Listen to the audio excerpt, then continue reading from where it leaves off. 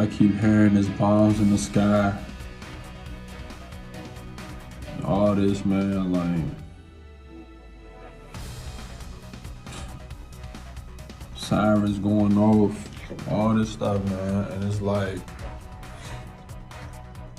I'm just trying to get across the border.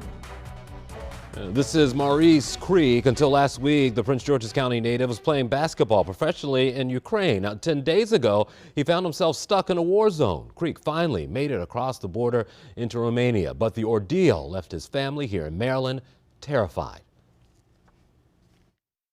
And join us now, Maurice's parents, who I'm guessing this has been a long time coming. I can't even imagine your emotion right now. How are you feeling right now? First of all, thank you for having us.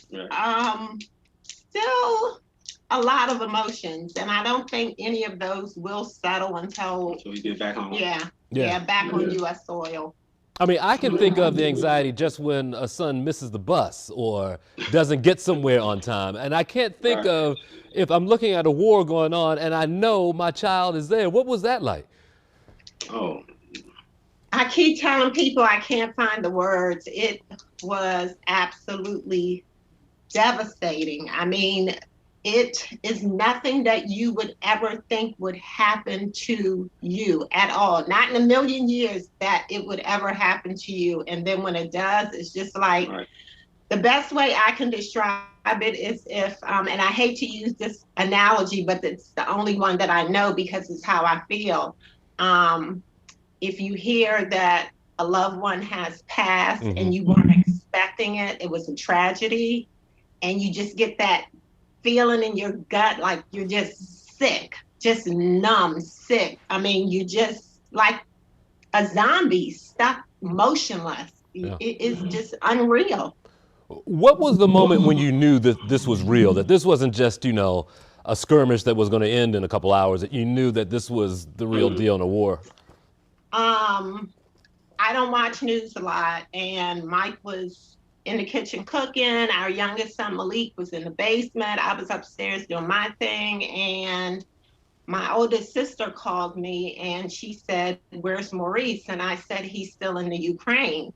And she said, "Pammy, the war has started." And I just dropped to my knees and screamed. So I ran downstairs, told Mike that the war had started. He turned the TV on. He said, "We got to get him on the phone." So about that time, it was like 5 a.m. his time.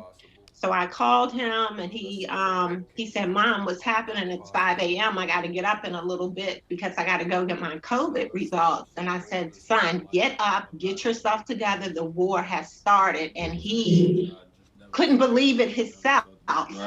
And so he started scrambling.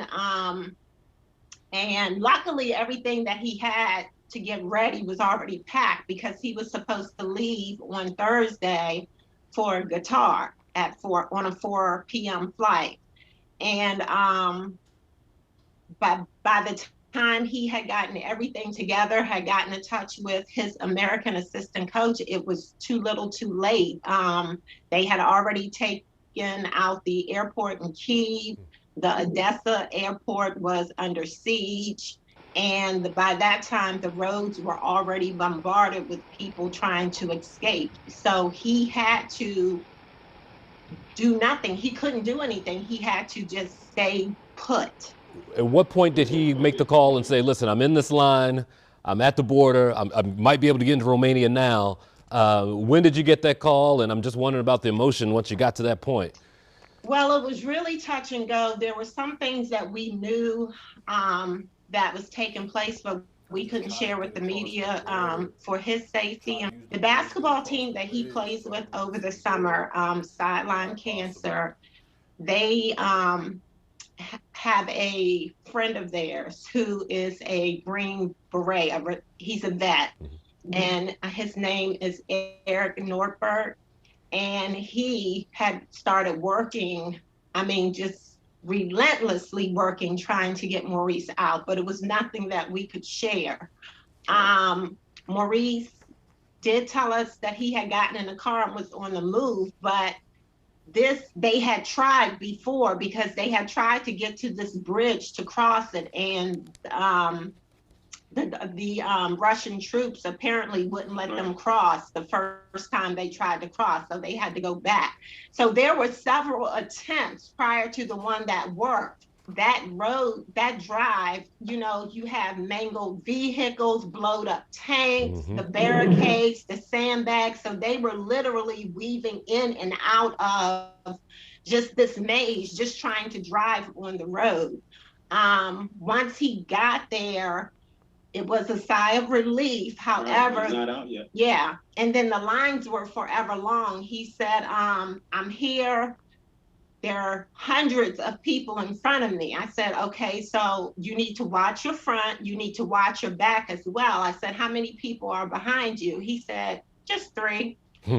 So, and then I said, okay, well, let's get off the phone. I'll try to contact you every hour, hour and a half, so you can conserve your battery. And he called back and said, Mom, I'm free. And when he said that, I mean, it just, the weight of the world just came off of our shoulders. It was just an amazing feeling.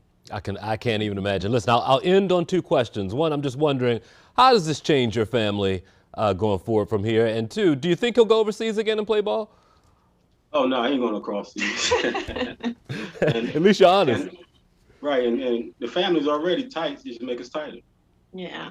Well, listen, this is Pammy and Michael, Maurice Creek's family. Thank you so much. And remember, for people watching, when you see Maurice shoot with his left hand or dribble with his left, it came from his mother. Thank you both. I'm glad this has a happy ending. It's good to talk to you. Thank you. Thank you for having us.